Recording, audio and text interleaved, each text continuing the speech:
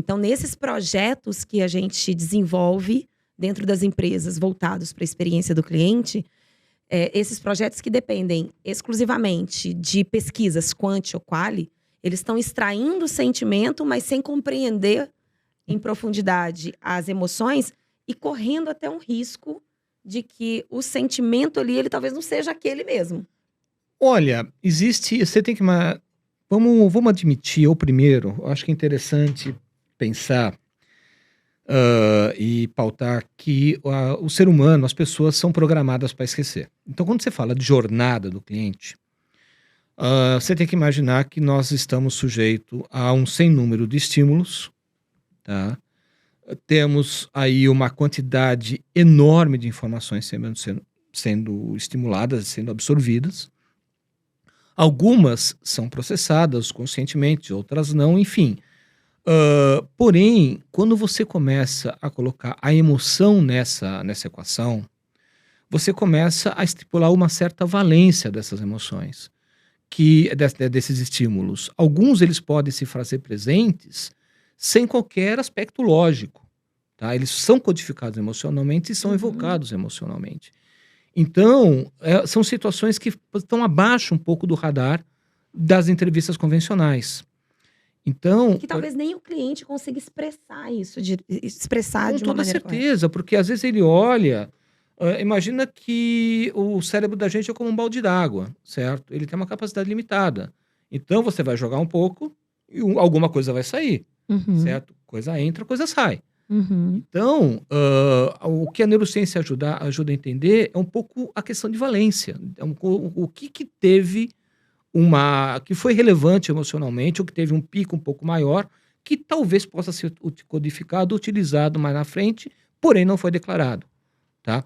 Então, as duas coisas se completam. Ou seja, tem valor, mas não foi facilmente identificável. Ou não foi evocado na entrevista. Não foi Porque na entrevista você tem vários filtros. Exato. Então, é uma situação, você tem que jogar com as duas situações, certo?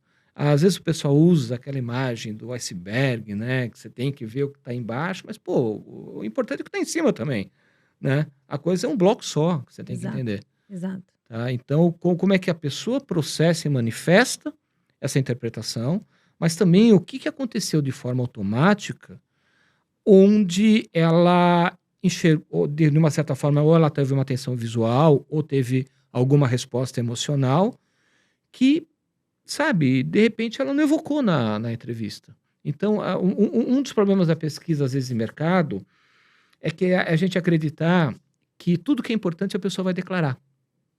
E nem sempre isso acontece. Olha, muito bom isso. E nem sempre isso acontece. As pessoas são seletivas. Né? Explora mais pra gente isso, porque isso tem um impacto gigante pra gente. Quando a gente pensa em todos esses projetos que são desenvolvidos, tem um impacto bem grande. Veja, o que eu estou colocando é que não é que a pesquisa ela não é útil. O que eu estou colocando claro. que as informações acabam sendo seletivas. Então, veja que quando a gente fala de neurociência, em primeiro lugar, vamos pautar o que é neurociência, tá? Bom. Em primeiro lugar, eu costumo dizer que é um outro tipo de dado que você coleta, tá? É um dado onde, primeiro, ele é síncrono com a estimulação. Então, quando você coleta dado de neurociência, você está estimulando a pessoa, por exemplo, com uma propaganda, com uma jornada de compra. Então, você está estimulando ela dentro de um contexto experimental, tá? E a partir daí, você mede o que aconteceu naquele momento. Porém, a pessoa ela foi estimulada, processou, e aí ela vai para outro estímulo, vai processar outra coisa.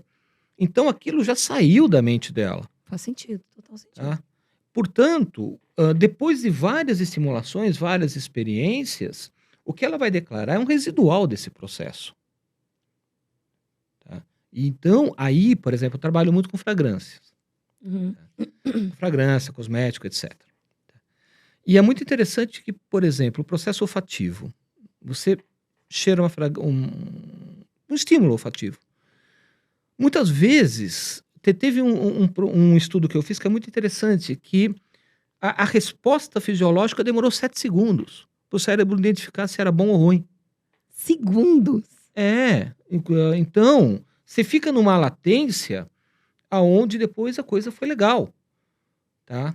Porque você tem que admitir que você está absorvendo um composto químico, Uhum. tá? Uma cadeia carbônica, e a partir daí o corpo vai processar se aquilo é interessante, se aquilo é útil ou não, o que é aquilo. Você até sabe que é uma fragrância, mas o corpo ele vai se manifestar se aquilo é algo aceitável ou não.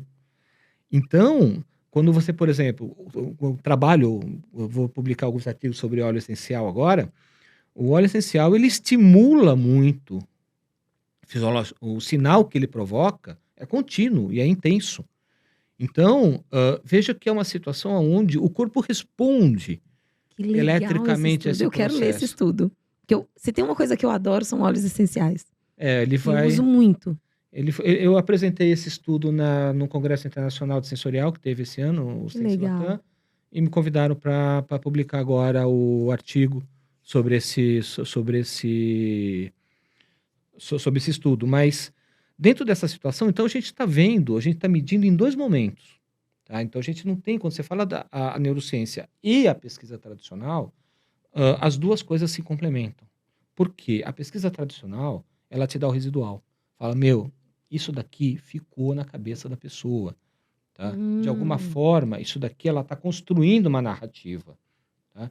E a neurociência fala, mas aqui ela teve determinado estímulo que você teve uma resposta emocional. Tá? Porque, basicamente, a emoção, você tem duas variáveis quando você avalia a emoção. Valência, se é bom ou ruim, e intensidade, se é alta e baixa. A avaliação emocional é isso. Uhum. Tá? Depois é sentimento. Tanto que, às vezes, se eu faço testes de produto, etc., eu falo, ok, a emoção foi positiva e intensa. Aqui tem coisa legal. O que a pessoa sentiu? Não sei, pergunta para ela. Tá?